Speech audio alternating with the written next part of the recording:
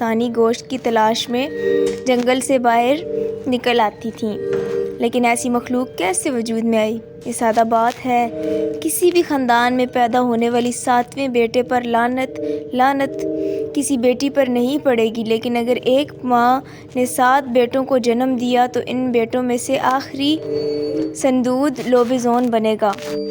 جب فلپ پیدا ہوا تو اس کی ماں خوفزدہ تھی، اسے بیٹی کی امید تھی، 7ویں بیٹے کی نہیں، لیکن فلپ کی ماں مہربان اور پیار کرنے والی تھی اور وہ اپنے بچے سے پیچھے ہٹنے والی نہیں تھی۔ اس سے کوئی فرق نہیں پڑتا تھا کہ گاؤں والے اس لعنت کے بارے میں کچھ بھی کہیں۔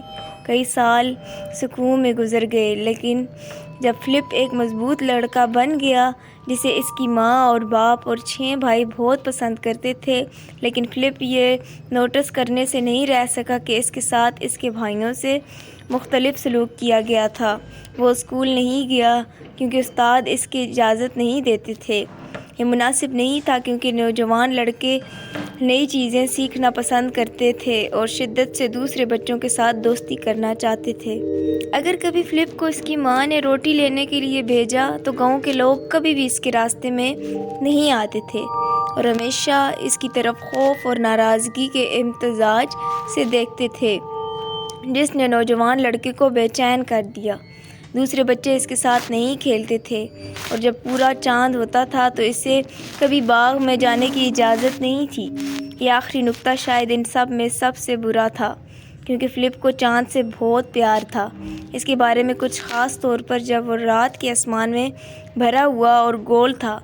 فلپ سے بات کی اور اس کی روح کو جگایا اور اسے گانے، ناچنے اور بھاگنے پر مجبور کیا۔ زندگی پرامن ہونے کے باوجود خوشی سے بہت دور تھی۔ فلپ نے ہر گزرتے سال کے ساتھ خود کو زیادہ سے زیادہ الگ تھلگ پایا۔ اس کو کوئی دوست نہیں تھا اور اسے کبھی بھی دوسرے بچوں کے ساتھ کھیلنے کے لیے مدعو نہیں کیا گیا۔ کبھی کبھی وہ ان کی ہنسی سنتا اور تصور کرتا کہ وہ کیا کھیل کھیل رہے ہیں اور وہ سب کتنا مزہ کر رہے ہیں۔ فلپ نے یہ بھی دیکھا کہ اس کی ماں اور اس کے بھائی بھی اس عجیب نظرے سے دیکھنے لگے ہیں۔ میرے ساتھ اتنا برا کیا ہے؟ فلپ اکثر اپنے آپ سے پوچھتا تھا۔ میں اتنا برا لڑکا نہیں ہوں، میں اپنے کام کاج کرتا ہوں اور میں تقریباً کبھی بدتمیزی نہیں کرتا۔ میرے ساتھ دوسرے بچوں سے اتنا مختلف سلوک کیوں کیا جاتا ہے؟ جیسے ہی وہ اپنی 15ویں سالگرہ کے قریب پہنچا، فلپ پہلے سے کہیں زیادہ اداس تھا۔ اس کی ماں اسے شاذ و نادر ہی گھر سے باہر جانے دیتی تھی اور وہ اکثر اس کی صحبت میں مشتعل نظر آتی تھی۔ کم عمر بچے اگر اسے گھر کے باہر کھیلتے ہوئے دیکھتے تو پتھر مارتے، لیکن جب وہ ان کو للکارنے کے لیے مڑتا تو وہ چیختے ہوئے بھاگ جاتے جیسے وہ کوئی افدیت ہو۔ کبھی کبھی فلپ بڑے جنگل میں پناہ ڈھونڈنے اور کبھی واپس نہ آنے کی خواہش کرتا تھا۔ ایک دن اس کی ماں نے اسے بٹھایا اور اس کی پریشانی کی وجہ بتائی۔ تم میرے 7ویں بیٹے ہو، اس نے کہا، اور میرے بچے تم پر لعنت ہے۔ فلپ بہت پریشان تھا۔ کیسی لعنت؟ اس نے پوچھا۔ اپنی 15ویں سالگرہ پر آپ ایک لوبیزون بن جائیں گے، ایک ایسی مخلوق جو آدھا انسان اور آدھا بھیڑیا ہے۔ فلپ اپنی کتابوں سے لوبیزون کے بارے میں سب کچھ جانتا تھا اور ان کہانیوں سے جو اس کے بھائیوں نے رات کو شیئر کی تھیں جب بھی انہیں لگتا تھا کہ وہ اپنے بستر پر سو رہا ہے، لیکن انہوں نے فلپ کو کبھی نہیں بتایا تھا کہ وہ اس طرح ملعون ہے۔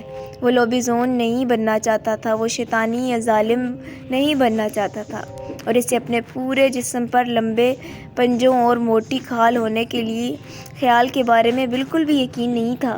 اپنی 15ویں سالگرہ کے موقع پر نوجوان فلپ نے اپنی پوری زندگی میں سے زیادہ اداس تھا جتنا وہ پہلے کبھی نہیں تھا۔ وہ اندھیرے میں بستر پر بیٹھ کر اپنے آپ سے رونے لگا۔ میں ہمیشہ اکیلا رہا ہوں، اس نے سوچا، میرے ساتھ ہمیشہ مختلف سلوک کیا گیا ہے اور اب میں لوبیزون بننے پر لعنت شدہ ہوں۔ میں کیا کروں؟ میں صرف اتنا چاہتا تھا کہ ہر ایک کے ساتھ ویسا ہی سلوک کیا جائے۔ میں صرف اتنا چاہتا تھا کہ دوستوں کے ساتھ جنگل میں کھیلوں اور رات کو خوبصورت چاند کی تعریف کروں۔ اسی وقت فلپ نے اپنے بیڈ روم کی کھڑکی سے باہر دیکھا اور دیکھا کہ چاند ستاروں سے بھرے گہرے نیلے آسمان میں طلوع ہو رہا تھا۔ ایک بڑا خوبصورت پورا چاند تھا اور اس نے اس کا دل خوشی سے بھر دیا۔ پھر کچھ بہت ہی عجیب ہوا۔ فلپ نے اپنی پیٹھ میں ہلچل محسوس کی اور اپنی جلد پر خارش محسوس کی۔ اس کے سینے سے چیخنے کی آواز آئی اور اس نے چاند کی طرف سر اٹھا کر اسے پکارا جیسے اس نے پہلے کبھی نہیں کیا تھا۔ اس کے جسم پر اچانک کھال پھوٹ آئی تھی اور اس کے ناخن ہاتھ پیر کے ناخن ہاتھی کے دانتوں کی طرح لمبے پنجوں میں بدل گئے۔ اس کے کپڑے ٹکڑے ٹکڑے ہو گئے اور اس کے قدموں میں فرش پر گر گئے۔ اور جب فلپ نے آئینے میں دیکھا تو اس نے ایک لمبے بھیڑیے والے لڑکے کا عکس دیکھا جو اس کے پورے جسم پر موٹی کھال کے ساتھ اسے کھود رہا تھا اور جنگلی سرخ آنکھیں جو اندھیرے میں چمکتی دکھائی دے رہی تھیں۔ تو میں ایک لوبیزون ہوں، اس نے اچانک کہا۔ فلپ نے چاند اور جنگل کے پکار کو محسوس کیا اور وہ جانتا تھا کہ اب وقت آ گیا ہے کہ وہ اپنی پرانی زندگی سے منہ موڑ لے اور اپنی تقدیر کو گلے لگائے۔ نوجوان بھیڑیے والے لڑکے نے اپنے بیڈ روم کی کھڑکی کھول دی۔ رات کو باہر چھلانگ لگانے سے پہلے وہ رک گیا اور اپنے پرانے بیڈ روم کے ارد گرد ایک آخری نظر ڈالی اور اپنی ماں اور باپ اور اپنے 6 بھائیوں کے بارے میں سوچا۔ میں آپ کو ہمیشہ یاد رکھوں گا میرے پیارے خاندان، لیکن اب مجھے قبول کرنا چاہیے کہ میں کون ہوں اور نئی زندگی کا آغاز کروں۔ پھر وہ اپنے سونے کے کمرے کی کھڑکی سے چھلانگ لگا کر جنگل کی طرف بھاگا۔ ہر وقت چاند پر چیختا رہتا، اس کا دل مستقبل کے لیے عجیب نئی امید سے بھرا رہتا تھا۔ جب فلپ بڑے گہرے جنگل کے اندر تھا تو اس نے ایک خوبصورت جگہ پر رک کر قدیم درختوں اور آسمان میں بلندی پر موجود خوبصورت چاند کو دیکھا۔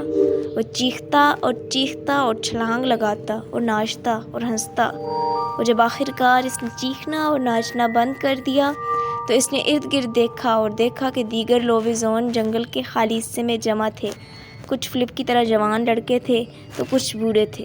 وہ فلپ کے قریب پہنچے اور اس کا استقبال کیا۔ تم اب گھر میں ہو، دوستوں کے درمیان بڑے جنگل میں، ایک نرم اور شفیق لہجے میں کہا، اور یہ تب ہی تھا جب فلپ کو احساس ہوا کہ وہ بالکل بھی لعنتی نہیں ہے۔ میں ایک لوبیزون ہوں اور میں گھر میں ہوں، اس نے مسکراہٹ کے ساتھ کہا۔ جب اس نے پورے چاند تک اپنا سر اٹھایا اور پوری طاقت سے چیخا، دوسرے لوبیزون سب نے اس میں شمولیت اختیار کی اور چاند کے اعزاز میں رات کے آسمان پر ایک زبردست گروپ میں گانا گایا۔ کئی میل دور فلپ کی ماں اپنے باغ میں اپنے نائٹ گاؤن میں ملبوس کھڑی تھی اور بڑے جنگل کے اندر سے ہلکی ہوا کے جھونک پر بہتی ہوئی لوبیزون کی آواز سن رہی تھی۔ بوڑھی عورت اپنے آپ سے مسکرائی کیونکہ وہ جانتی تھی کہ اس کے ساتویں بیٹے نے آخر کار اپنے آپ کے لیے ایک ایسا گھر ڈھونڈ لیا ہے جہاں اس کا استقبال کیا جائے گا اور جہاں اس کے بہت سے دوست ہوں گے اور وہ لمبے خوشگوار زندگی گزاریں گے۔ مزید ایسی کہانیاں سننے کے لیے اس چینل کو سبسکرائب کریں۔